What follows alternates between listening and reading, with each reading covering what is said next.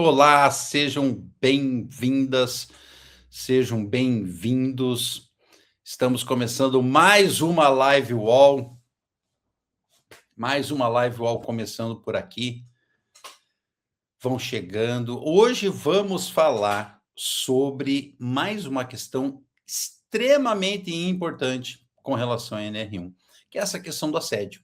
Isso entrou agora, é uma coisa nova, que na realidade não é tão nova assim, mas realmente agora é que ela, né, entrou de forma obrigatória, mas eu vou deixar a Vanessa falar nisso. Ela já está aqui chegando, então vamos lá.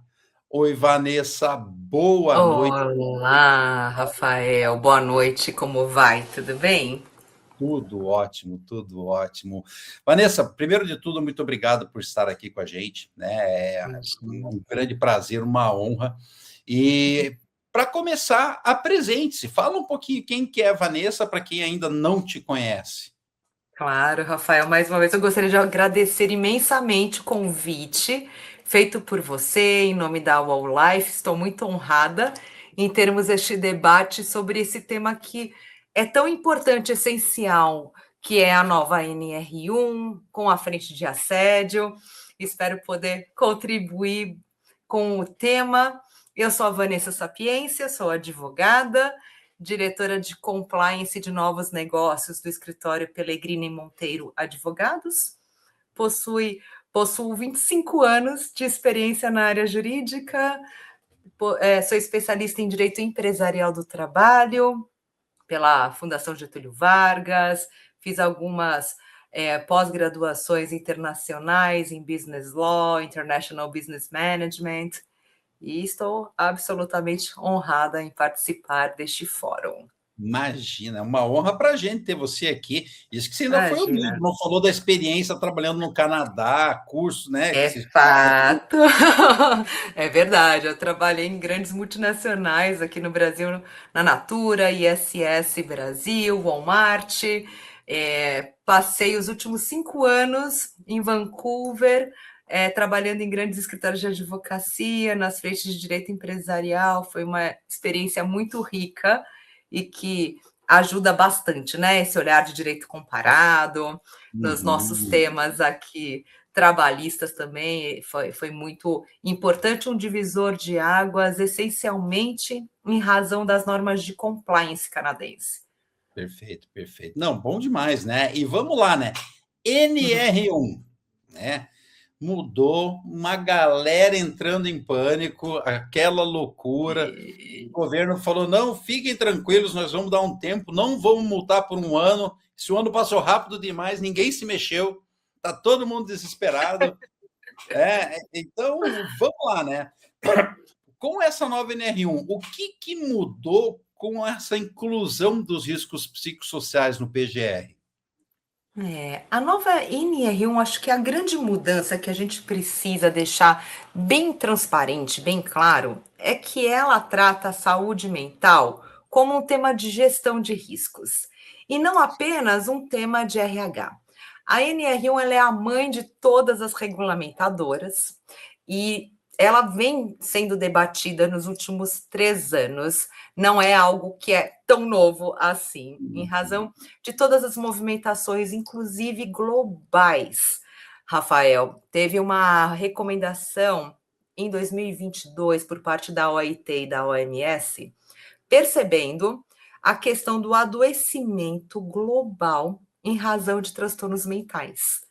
Uhum. Então, por conta dos índices, não é uma questão somente isolada do Brasil, né? Eu acho que é importante a gente dar esse passinho atrás, antes de eu contar o que mudou efetivamente, para a gente dar um contexto para os nossos telespectadores, o porquê que o Ministério do Trabalho e Emprego deliberou para que a gente colocasse de forma expressa na regulamentadora a questão dos fatores de riscos psicossociais.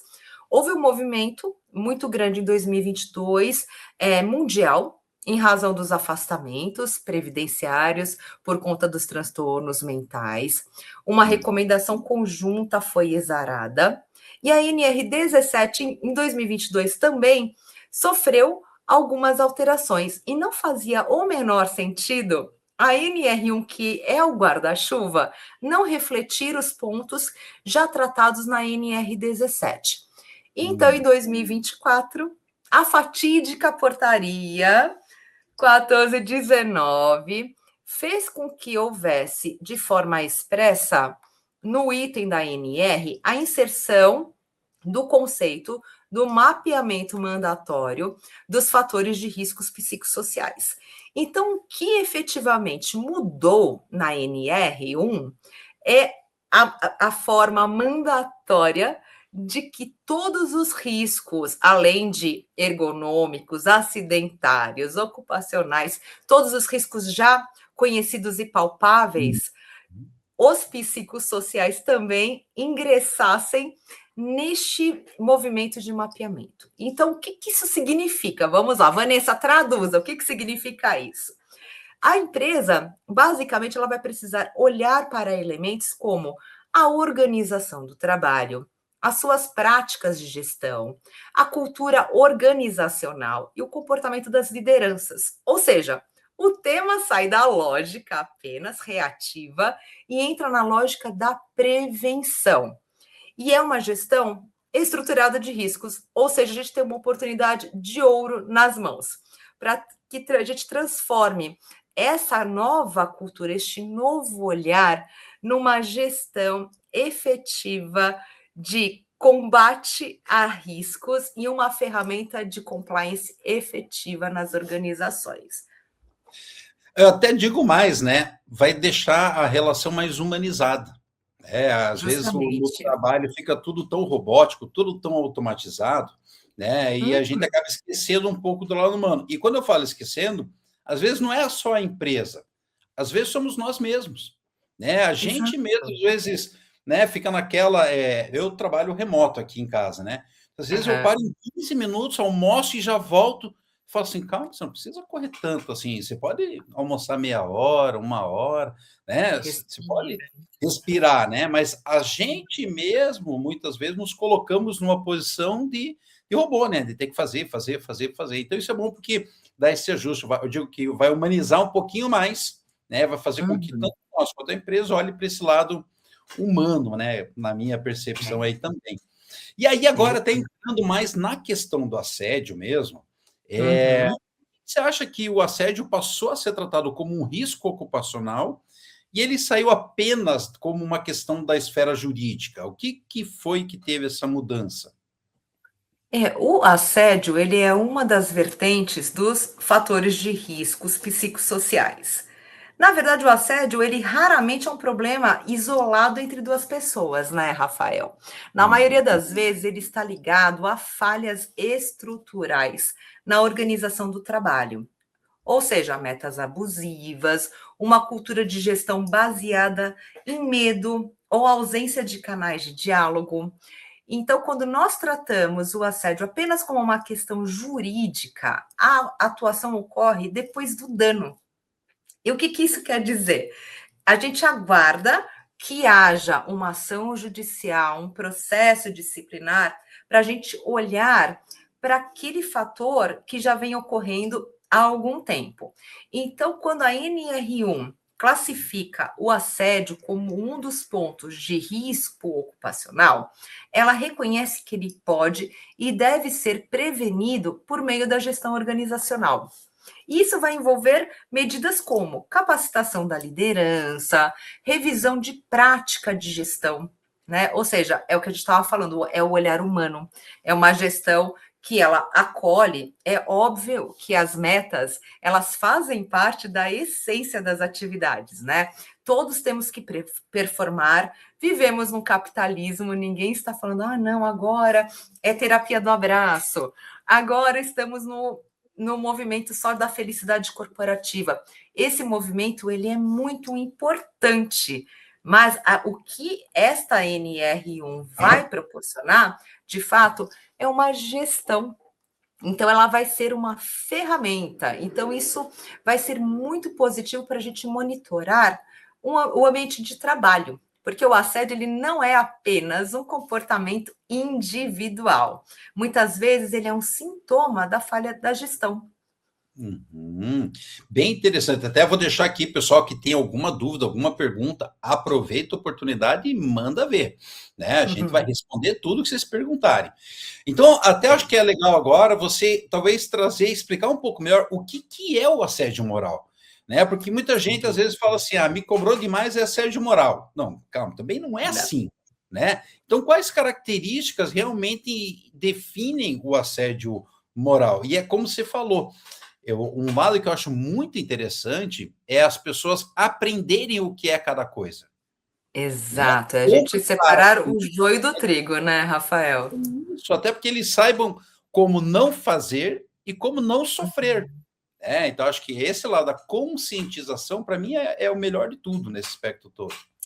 Com toda certeza, né? O assédio, ele antigamente a gente tinha aquele olhar que o assédio ele era sempre praticado pela liderança, é aquela coisa de cima para baixo, né? Então era o seu chefe, o seu gestor imediato que praticava posturas que geravam um desconforto, te expunham a situações humilhantes ou degradantes dentro da estrutura. Só que esse assédio, ele não é só vertical, que a gente chama, né? Quando é praticado pela liderança, pelo seu gestor. Ele pode ser horizontal. Ele pode ser do seu time, você como gestor sofrer um assédio também por parte da sua equipe, ou seja, eles não respeitam a sua autoridade, você acaba não tendo a voz ativa, você pede para que eles executem determinada tarefa e eles se recusam. Então, também temos a figura do assédio horizontal, o que é também inerente ao mundo do trabalho, que esse assédio ele pode ocorrer dentro da estrutura da empresa ou ele pode ocorrer fora da estrutura organizacional, desde que haja esta questão da relação de trabalho. O que isso quer dizer? Se eu sou uma empresa que terceiriza atividades, eu sou responsável pelo meu time no cliente. Essa figura do assédio, ela pode ocorrer no meu cliente. E eu, como gestor, eu, como organização, eu preciso cuidar para que todos os meus integrantes, todos os meus colaboradores estejam em um ambiente de trabalho que seja saudável e que não haja essa figura do assédio acontecendo. Então, como a gente já comentou, a questão do assédio, ele não é uma cobrança de meta. O assédio, a cobrança de meta, ela é legítima e necessária para a gestão empresarial. Então, o assédio, o que realmente diferencia essa questão da cobrança de metas e de uma relação que cause algum tipo de transtorno ao meu colaborador? A gente pode segregar isso em 3 fatores. Primeiro, a forma.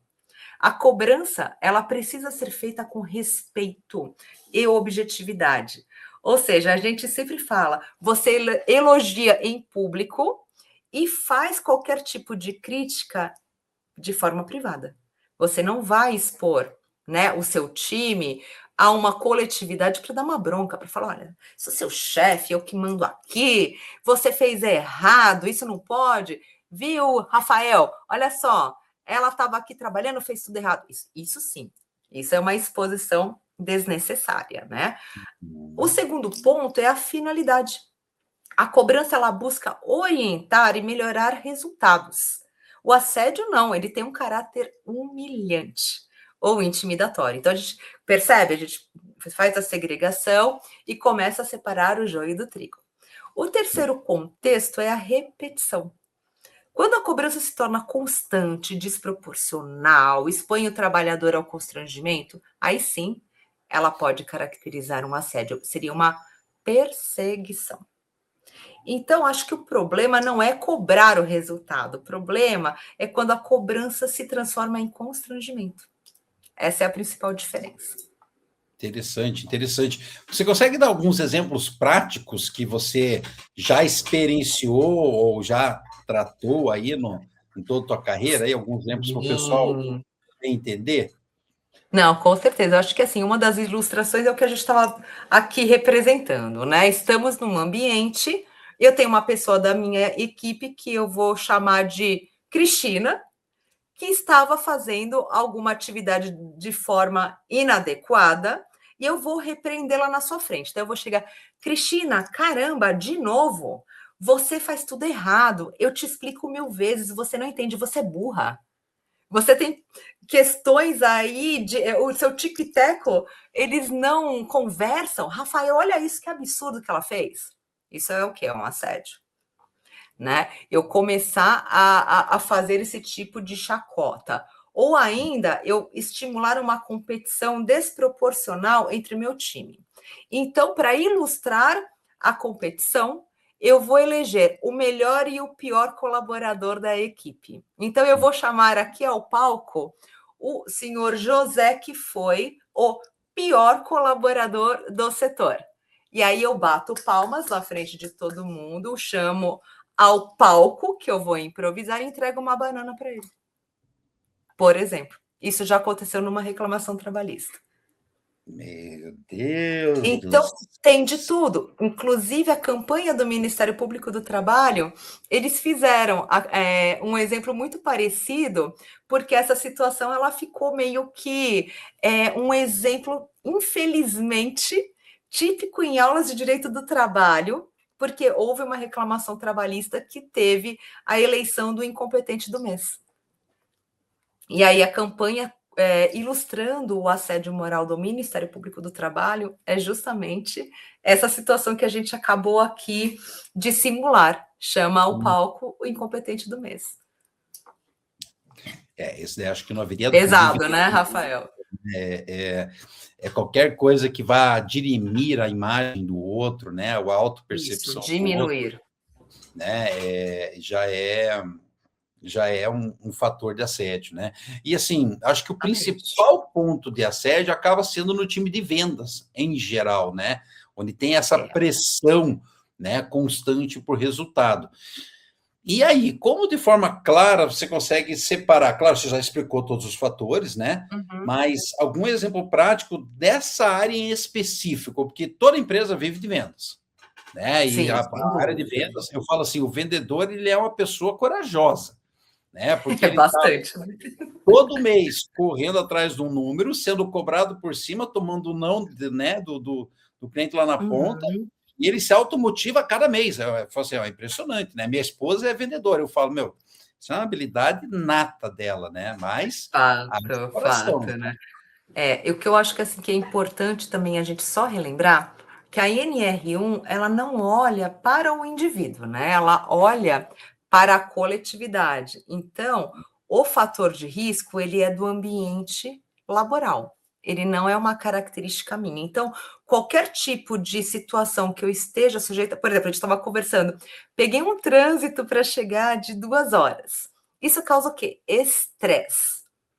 Certo, estamos em cidades grandes, eu moro em São Paulo, então em dias de chuva, o trânsito ele fica um caos. É ótimo. Aí eu vou chegar no escritório, eu já estou irritada, e aí eu vou pegar a minha vendedora e vou falar para ela: "E aí, como que estão as suas metas?". Vou falar na frente de todo mundo de novo. A gente tem sempre que atrelar a essa figura da humilhação para configurar um assédio, né? E aí eu preciso entender que eu, Vanessa, já estava irritada por fatores externos, não é o meu ambiente de trabalho, certo? Mas eu sou uma representante da empresa, sou uma preposta.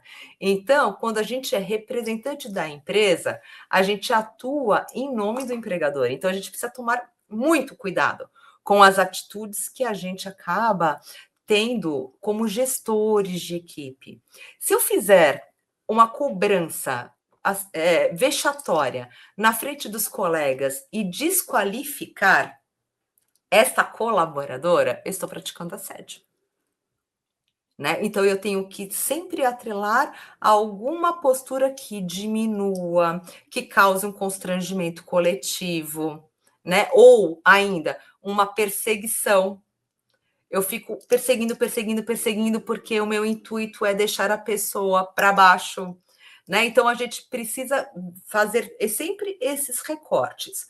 Agora, eu, Vanessa, passei por todo esse estresse do trânsito. Chego no trabalho. Eu posso dizer que o meu empregador me causou esse estresse? De forma alguma. Percebe? É diferente. Tem condições externas e adversas, não atreladas ao ambiente profissional, mas que pode me causar um transtorno mental. Isso vai me causando ansiedade, vai me desgastando mentalmente. Então, por isso que é muito importante toda a liderança estar muito bem preparada para que ela possa gerir a equipe de uma forma educada, acolhedora, tomando esses cuidados de não impor métricas excessivas, pressões adicionais. E tudo isso, como que a gente consegue preparar essa gestão? Educação e treinamento, Rafael. Eu acho assim que a educação corporativa, o treinamento, é sempre o melhor caminho, cumulado com as campanhas de conscientização. O RH geralmente é o embaixador do assunto, porque ele cuida das pessoas, mas esse tema ele não é só de RH, ele não é só da segurança do trabalho, ele não é só do jurídico, não é só do compliance, ele é de todas as áreas. Então, o que é mais saudável é construir um comitê e cada um com seu olhar complementar fazer uma matriz de risco e identificar quais são as polaridades, o que a gente pode fazer aqui para mitigá-los, fazer os treinamentos para a liderança, estimular uma comunicação não violenta, né? Ter o canal de acolhimento, o canal de denúncias, o RH, a CIPA também, que agora ela tem o Azinho ao quadrado desde 2022, ela também, além de ser a guardiã dos acidentes e de todas as questões de riscos ocupacionais, ela também tem que ficar com este guarda-chuva de assédio, muito embora ela não seja responsável por toda a investigação, mas ela recepciona e dá o andamento, né? Então, acho que a educação corporativa é um dos caminhos mais eficazes. Vou até aproveitar, né? Já que você falou essa questão da CIPA, qual o canal de denúncia que é suficiente para atender a demanda da NR17, né? Na realidade, isso aí não é uma demanda da NR1, mas é uma Sim, sim. consta na NR1, mas, né, da NR17. Qual que seria o caminho? É só o canal denúncia? Tem que ter alguma outra forma? Como que é que a norma A pede? denúncia, primeiro você tem que construir um canal de comunicação com os seus colaboradores. O canal de denúncias ele pode estar dentro da estrutura de RH, ele pode estar na estrutura de compliance ou na própria ouvidoria.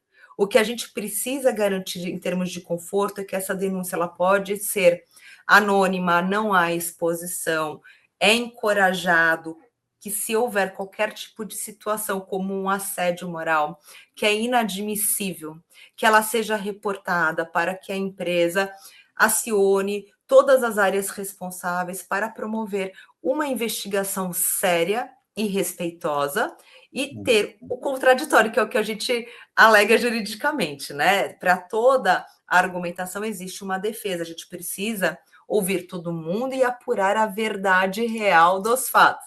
A gente fala muito de verdade real dentro da justiça do trabalho, né? Porque temos as verdades convicções e tem a verdade de fatos e dados. Então, a gente precisa da verdade de fatos e dados para que a gente tenha, de fato, uma responsabilização das posturas e que ela seja proporcional e justa. Justo. E isso é muito importante, né? Porque não Uhum, basta apenas denunciar, né? Você sim, precisa trazer documentos que justifiquem, que embasem a sua denúncia, totalmente, né? Então, exato, eu já exato. vi alguns casos de denúncias totalmente infundadas, às vezes Uhum, até relacionadas por frustrações emocionais, emotivas, com relação a outra exato. pessoa, né? E aí, né? E vou até citar o caso aqui por cima. Foi numa empresa Uhum, de um parceiro nosso, foi feita a uhum, denúncia, né? A moça denunciou o professor ali no caso, né? E aí né? Chegou a denúncia, a gestora do RH chamou a pessoa e ela, como mulher, já automaticamente tomou as dores e já meteu um esculacho no rapaz. E Sei. aí foi ver os vídeos. E nada do que a mulher falou aconteceu. Tá vendo? É muito perigoso, a gente tem que ter muita responsabilidade para apurar, né? Só que o pessoal do RH, inclusive o jurídico, né, que também era uma mulher, já tinha, né, escorraçado a Uhum. pessoa. Então, olha Eu como é imagino. complicado isso, né? Então, é muito importante as pessoas entenderem que tudo isso tem um processo. E eu falo assim: Exato. nunca julgue antes de ouvir todas as partes e todas as provas. Principalmente se você está ali na CIPA, se você está no RH, ou se você faz parte do comitê que vai fazer análise dessas informações, né? A gente precisa ter muita. Uhum. A gente é aquele negócio, é inocente até que se prove o contrário. Isso vale Justamente. para cá também, né? Não é só no direito penal que isso cabe, né? Não, é E, uma premissa para a vida, né, Rafael? exatamente. Então, até já para a gente começar a caminhar, Uhum. não sei se dá tempo da gente falar da parte do assédio sexual daqui, né? Porque esse Uhum. vai longe também. Acho que isso pode ser um tema para uma outra live, né? Porque Podemos, claro. ele é um É pouco denso, né? denso, vai demorar um pouquinho mais. Mas Sem eu acho que é dúvida. importante esclarecer, principalmente para as empresas que estão Uhum. desesperadas, né, que não sabem o que Uhum. fazer, né? Qual é o impacto se a empresa não gerenciar esse risco? O impacto, ele, assim, tem algumas vertentes, né? Eu acho que primeiro as empresas, a gente precisa acalmá-las, que não precisa de fórmula da NASA, que as exigências da NR1, elas são replicadas às da NR17. Muito brevemente, o Ministério do Trabalho ele vai divulgar um guia com um rol discorrendo sobre todos os aspectos da NR1, o que será visto, o que será fiscalizado, né? É a gente fazer o básico e essencial para cumprir o básico bem feito. Então, o que, que a gente precisa observar? Primeiro, fazer um mapeamento dos riscos, utilizando um método científico aprovado, como está no guia do Ministério do Trabalho, né? Que ele coloca as questões dos questionários HSE, IT, COP, SOC, o que tem comprovação científica para embasar o seu PGR. Lembrando que a AEP ou a AET são espinhas dorsais do documento. Você não consegue construir um PGR com qualidade se você não tiver a AEP, né? Você precisa mapear os riscos, vai ter uma matriz que você vai enumerar se é um risco alto, se ele é médio, se ele é baixo, o que você pode fazer de ações para mitigá-los, né? Você vai fazer o cruzamento com seus números de afastamento. Por isso que eu falo, é um documento multidisciplinar, porque ele tem que ser convergente com a sua LTCAT, com o PCMSO.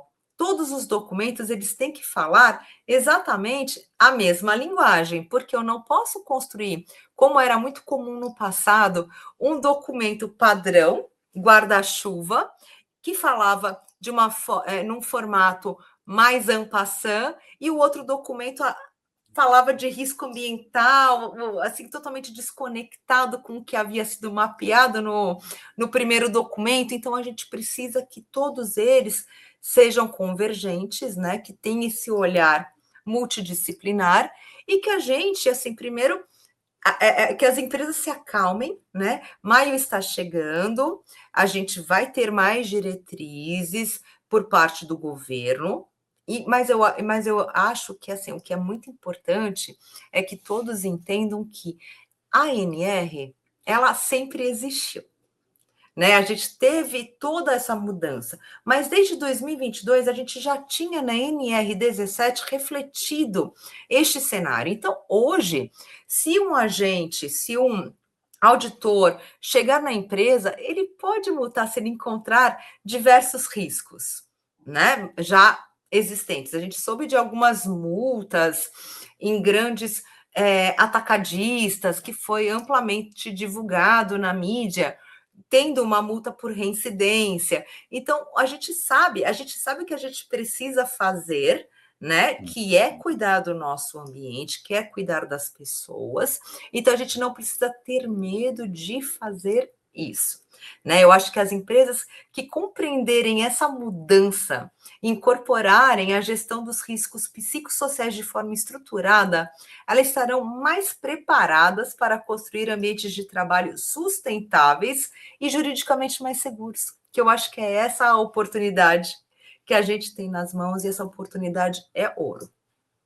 Não, acho que vale lembrar para as pessoas que vão começar a fazer essa adequação, caso ainda não tenham feito, né? Exato. Não é algo para agora, isso é algo para Uhum. sempre. Então, Para quando sempre, vocês agenda permanente.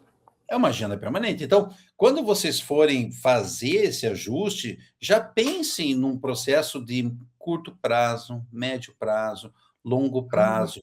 Façam reavaliações dos riscos psicossociais periodicamente. Eu falo assim, Exato. se você está fazendo uma reavaliação a cada 6 meses, né? Um fiscal ele olha e ele vê que você está reavaliando para ver a eficácia do teu próprio plano de ação, Maravilhoso. É um maravilhoso. PDCA, né? O cara já fala assim, pô, isso daqui já está tranquilo, né? Qual é a chance desse aqui ter alguma coisa não, né? Você pode até ter uma falha enfim, falha de sistema, falha de avaliação, alguma coisa assim, Uhum.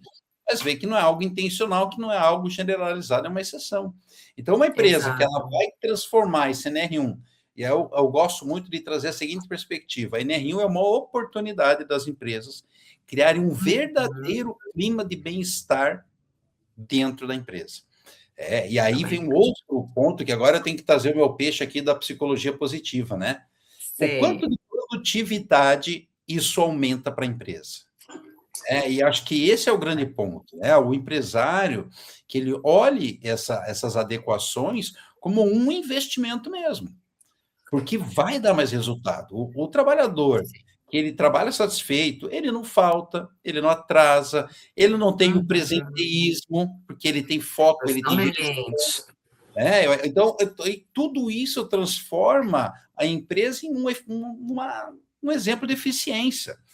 Então, acho que NR1 ele traz esses desafios de adequação, mas como você Uhum. falou, uma baita oportunidade. Uma Uma baita. baita oportunidade, porque óbvio, né, o risco do descumprimento é o aumento de fiscalizações, assinatura de termo de ajustamento de conduta, você vai aumentar o teu FAP, né, você vai ter, por exemplo, afastamentos em razão de É o, burnout, é o eles FAP. geram estabilidade de 12 meses, né, e Explica o que é o FAP para as pessoas entenderem, que a maioria não sabe o que é o sim, FAP. claro, claro, né. Eu acho que só, assim, um ponto que a gente precisa até explicar, né, que a gente, na folha de pagamento, recolhe N tributos, né. O FAP, ele é o fator acidentário de prevenção. E o que que ele mede? A ocorrência de acidentes de trabalho e doenças ocupacionais em uma empresa, que vai influenciar diretamente as contribuições ao INSS. Então vocês imaginam, né? A gente já tem uma folha super inflada, né? A gente tem N contribuições a fazer. E aí você, aumentando o seu risco ambiental de trabalho, que a gente se chama de RAT, a gente vai acabar majorando uma alíquota que hoje pode ser de 1%, ela pode chegar até 6%, né? Então, assim, é muito, muito complicado, né? A gente tem um multiplicador que varia de 0,5% a 2%. Então, você imagina, né? Um FAP menor que 1, ele vai reduzir o valor da contribuição ao INSS. Então, é muito importante a gente olhar também para esses números, para que a gente tenha uma empresa saudável. Perfeito. Bom demais. Vanessa, estouramos nosso tempo, sem estresse. Não conseguimos falar do assédio sexual. Acho que falaremos isso no futuro. Acho que é Claro, um tema que será ele um merece prazer. um aprofundamento, né? Mas, de qualquer forma, eu quero agradecer muito a sua presença, né? Deixo aqui para Obrigada. todo mundo, sigam a Vanessa. Se alguém tiver perguntas, pode fazer para ela, né? Se alguém Sem precisar dúvida. contratar uma consultoria jurídica, está aí à disposição também. Vanessa, Sem obrigado demais dúvida. pelo seu tempo, né? Sempre é muito bom Imagina. com você, você explica de forma muito clara, Ah, direto que ao bom, ponto. Rafael. Adoro. Muito obrigada, estou à disposição. No escritório, a gente realmente dá todo esse abraço às empresas, assessoria com times multidisciplinares. Então, estamos à disposição, né? Entrem no nosso website, pelegrinemonteiro.com.br. Vou ficar muito feliz se vocês me adicionarem no LinkedIn. Meu perfil é Vanessa Sapiência, estou à disposição. E nos próximos dias 13, 14 e 15 de abril, eu ministrarei um workshop junto com dois profissionais do maior calibre, competentíssimos. Nós segmentamos a NR1 em 3 pilares: o jurídico, o técnico e o psicológico. O workshop se chama Entre a Lei e o Legítimo. Temos toda a descrição do conteúdo programático, são 3 noites intensas para que a gente faça esse mergulho juntos. Eu vou deixar depois aqui o conteúdo programático que o Rafael vai divulgar através do link, mas se vocês tiverem interesse, será um prazer tê-los como alunos e espero por vocês, para a gente promover esse debate juntos, né? E o website é o evoluciona.com.br. Muito Bom obrigada, demais. Rafael. Inclusive, uma das palestrantes do curso é a Soraya, que estava com a gente na semana passada. Exato. Então, esse é um curso que eu fiz e eu recomendo, façam, porque vocês vão aprender muita coisa nesse curso, realmente vale a pena. Bom Muito demais, obrigada, Vanessa. querida. Beijo para você, boa noite. Para você também. Para você E até a também, próxima, Rafael. né? Até a próxima. Tchau, tchau, gente. Tchau, tchau.